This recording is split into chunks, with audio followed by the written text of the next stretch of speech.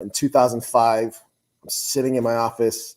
I believe it was the fall, and the phone rings. It's like 4 o'clock on a Friday, and part of me didn't want to answer it. I answered the phone, talked to this lady. Her name is Kay, and she said she owned an IGA store, which for people who don't know what an IGA store is, it's essentially the supermarkets in small town America. And IGA stands for, I think, Independent Growers Association. So they pool their buying power so they can bring affordable groceries to the small towns across the country.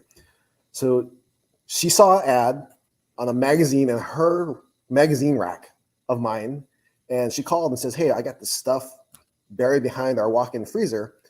We're looking to sell it." I said, "Cool. Can you make an inventory list?" And she's like, "We're working on it right now, and we'll fax one over to you when we can get it."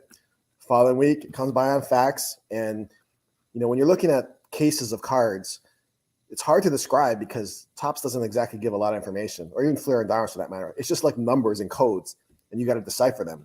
And so the list comes through, and I'm starting to decipher some of the codes. I'm like, this is too good to be true. Well, I jetted down there. There's a small town in Illinois called Virginia, Illinois. It's about 30 minutes west of Springfield. This place is so far out of the way that my cell phone didn't work in 2005. I had to use, excuse me, I had to use the store phone to call back to the office, and it was a rotary phone. That was their store phone, 2005. So I bought all this unopened inventory behind the walk-in freezer. It filled up a 16-foot truck, and I paid short of $100,000, easily over $1 million worth of stuff today. Well, now I made friends with Kay and the people who worked in the store, and so that every time, at least for the last, now it's been 16 years, every time I pass nearby, I'll text them ahead of time, let them know I'm coming by. I'll walk into the store like I own the place, and the ladies who make all the baked goods make me like brownies and snacks and stuff to take with me on the road. And so a couple years after this, Kay says, "Hey, I got all these cards that me and my 3 brothers used to collect in the 50s and 60s. It's like, all right, I got to see this. I was there for 2 weeks using all the daylight hours I could possibly do to sort through essentially 100,000 vintage cards. And when I say sort through, nothing was missing. All the stars are there. Stars, commons, card is a card is a card. They were all the same. The reason why it took me so long to sort through it all is because I promised Kay any set I could make, I would give to her.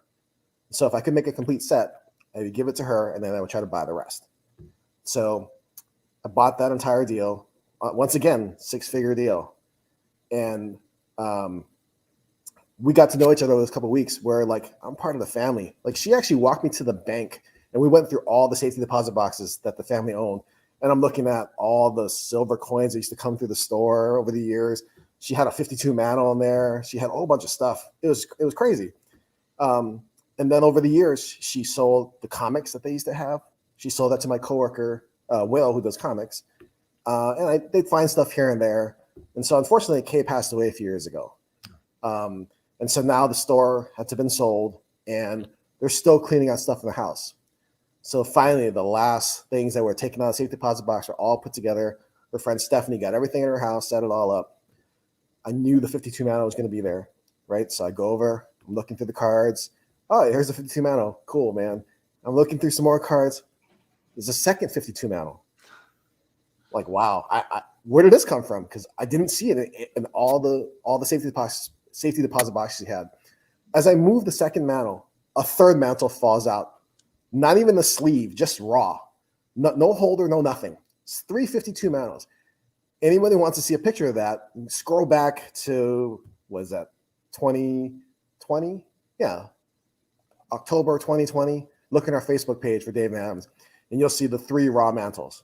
And it's just, along with other stuff that they had there, unbelievable. And so over the years, I got to buy pretty much the entire collection. I saw everything that you could possibly see and then some. So it just kept on giving over and over again.